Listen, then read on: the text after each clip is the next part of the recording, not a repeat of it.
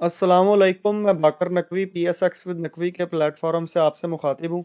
उम्मीद है तमाम दोस्त खैरियत से होंगे। आज ही मैं आप लोगों को एक स्टॉक रिकमेंड करूंगा स्टील सेक्टर का, जिसकी परफॉर्मेंस काफ़ी अच्छी है। एनालिस्ट ब्रीफिंग भी उसकी रिसेंटली आई है और ये स्टॉक फ्यूचर में काफ़ी अच्छा परफॉर्म करने जा रहा है। तो मुझे उम्मीद है तमाम दोस्तों को मेरी ये वीडियो पसंद आएगी। अगर आपको मेरी ये वीडियो पसंद आए तो वीडियो को लाजमी लाइक कीजिएगा, चैनल को सब्सक्राइब कीजिएगा और बेल आइकन को लाजमी प्रेस कर दीजिएगा ताकि आने वाली तमाम वीडियोस का आपको नोटिफिकेशन मिल सके। अपनी वीडियो का आगाज़ करते हैं। आपने अगर किसी भी स्टॉक के मुतालिक कोई रिपोर्ट देखनी हो तो आप यहाँ सरमाया.pk की वेबसाइट पे आके यहाँ स्टॉक्स पे आएंगे। आपके पास यहाँ रिसर्च रिपोर्ट्स का ऑप्शन आएगा। इस पे क्लिक करेंगे आप तो आपके सामने ये कंपनी रिसर्च डिटेल ओपन हो जाती है। मुख्तलिफ सिक्योरिटी प्राइवेट लिमिटेड कंपनीज जो हैं इस पे कंपनीज की फंडामेंटल्स पे रिपोर्ट तैयार करती हैं। जिस स्टॉक को आज हम डिस्कस करेंगे वो है Mughal iron and steel industry limited.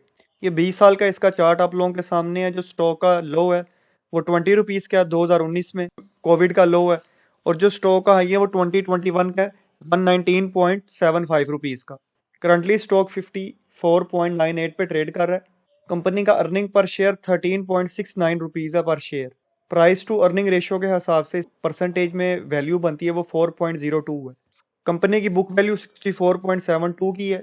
Company का मार्केट कैप 18.45 बिलियन है, जबकि फ्री फ्लोट 25% है।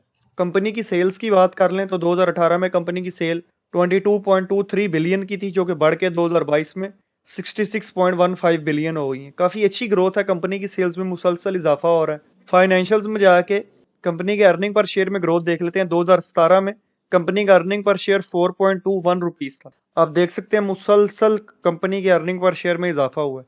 सवाए 2020 में कंपनी का अर्निंग पर शेयर कम हुआ 2.36 रुपीज़, लेकिन उसके बाद स्टॉक ने फौरन रिकवर किया और जो 2022 में कंपनी का अर्निंग पर शेयर है वो 16.12 रुपीज़ रहा है। काफ़ी अच्छी ग्रोथ है कंपनी के अर्निंग पर शेयर में। कंपनी की पे आउट हिस्ट्री देख लेते हैं। 2022 में कंपनी ने एक दफ़ा अपने शेयर होल्डर्स को डिविडेंड अनाउंस किया है।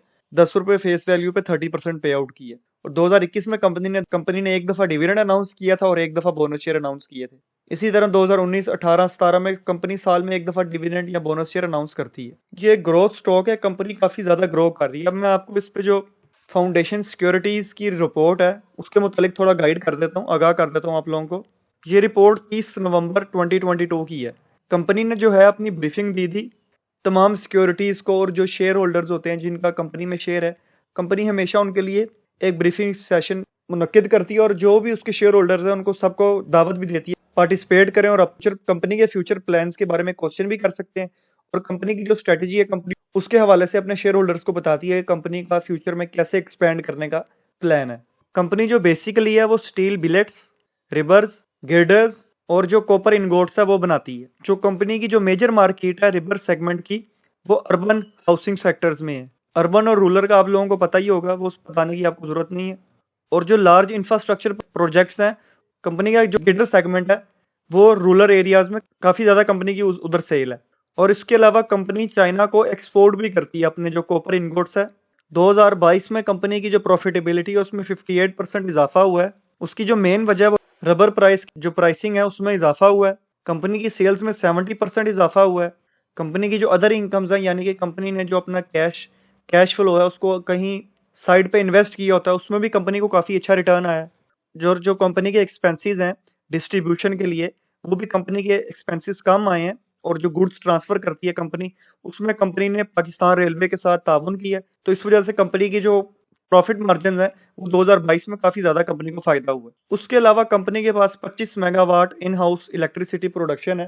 तो कंपनी का जब जो अदर फ्यूल्स हैं, जैसे कि कंपनी का आपको पता है स्टील कंपनी है तो इसको हीट काफ़ी ज़्यादा प्रोड्यूस करनी पड़ती है स्टील की मैन्युफैक्चरिंग के लिए। तो जब इसके जो अदर सोर्स हैं कंपनी के, जैसे फॉर एग्जांपल कोयला हो गया या इलेक्ट्रिसिटी हो गई या फर्नेस ऑयल हो गया या इस तरह की जो भी कंपनी की रिक्वायरमेंट है, जब वो उनकी प्राइस जब तक डाउन नहीं होगी तो कंपनी के पास अपनी ये कैपेसिटी है कि 25 मेगावाट कंपनी जो है जो अपनी बिजली की नीड है वो खुद पूरी कर सकती है। इन हाउस कंपनी का प्रोजेक्ट है और कंपनी के पास करंटली अभी 90 मेगावाट तक की ग्रिड जो है कंपनी का लोड बर्दाश्त कर सकता है। ये काफ़ी अच्छा पॉइंट है।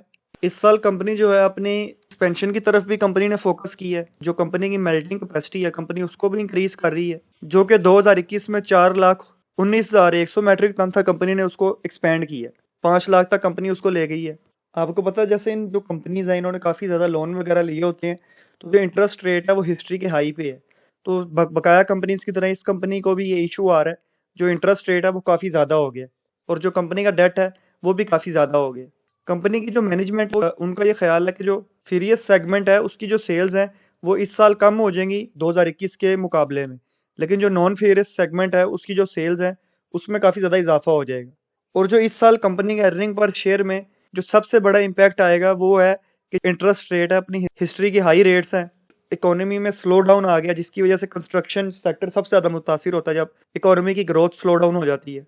और कंपनी का जो ये जो एक्सचेंज रेट का स्टेबल ना होना और एनर्जी की प्राइसेस में इजाफा होना, ये एक सारे वजूहात हैं जो कि कंपनी की जो प्रॉफिटेबिलिटी है उस पर अफेक्ट होंगे। इस पर जो रिपोर्ट के मुताबिक है, जो कंपनी की प्रॉफिटेबिलिटी और ग्रोथ है वो उसमें बकाया कंपनीज की तरह, जैसे बकाया कंपनीज को सुपर टैक्स की वजह से और मुख्तलिफ जो एनर्जी प्राइसेस में इजाफा हुआ उसकी वजह से इनकी जो सेल्स हैं, सेल्स और ग्रोथ में इजाफा होता है लेकिन प्रॉफिटेबिलिटी मार्जिन में कमी आ रही है। इंटरेस्ट रेट का ज्यादा होना ये भी एक प्रॉब्लम है जो काफी कंपनीज को फेस करनी पड़ रही है। और जो कंपनी के जो मेन मार्केट थी वो पंजाब वाली साइड पे कंपनी की, पहले कंपनी का कंपटीशन कोई नहीं था, लेकिन अब आगा स्टील मिल, निवाना स्टील मिल्स आ गई हैं जिसकी वजह से मार्केट में कंपटीशन भी अब टफ हो गया कंपनी के लिए। ये काफी ज्यादा कंपनी को टफ टाइम दे सकती हैं। लेकिन कंपनी को जो बेनिफिट है इन तमाम सिचुएशन में, जो कंपनी को सबसे ज्यादा बेनिफिट है, जो कंपनी के पास प्रोडक्ट्स हैं वो काफी ज्यादा है, कंपनी के पास वाइड रेंज है प्रोडक्ट्स की। उसके अलावा जो मेन एक दूसरी चीज है, कंपनी है उसने रिटेल मार्केट में अपनी काफी ज्यादा पेनिट्रेशन कर ली और अपनी जगह काफी अच्छी बनाई हुई है। नॉन फेवरस सेगमेंट में भी कंपनी ने अपनी एक्सपेंशन की है, ये भी एक काफी अच्छा बेनिफिट होगा कंपनी को लॉन्ग टर्म में। और जो स्क्रैप प्राइसेस हैं उसमें काफी ज्यादा उनमें डिक्लाइन आया, ये भी कंपनी के लिए एक पॉजिटिव बात है। एनालिस्ट ब्रीफिंग की जो डिटेल्स थी वो मैंने आपके साथ शेयर कर दी है। तो अगर आप लॉन्ग टर्म के लिए कुछ स्टॉक बाय करना चाहते हैं तो ये स्टॉक को लाजमी अपने पोर्टफोलियो का हिस्सा बनाइएगा। ये स्टॉक आपको मुसलसल हर क्वार्टर में डिविडेंड तो नहीं देता, लेकिन ये लॉन्ग रन में आपको काफी ज्यादा कैपिटल गेन दिखा सकता है और फ्यूचर में काफी अच्छा परफॉर्म कर सकता है। तो मुझे उम्मीद है तमाम दोस्तों को मेरी ये वीडियो पसंद आई होगी। इंशाल्लाह मुलाकात होती है इसी तरह की नेक्स्ट इन्फॉर्मेटिव वीडियो में। तमाम दोस्त अपना ख्याल रखिएगा। अल्लाह हाफिज।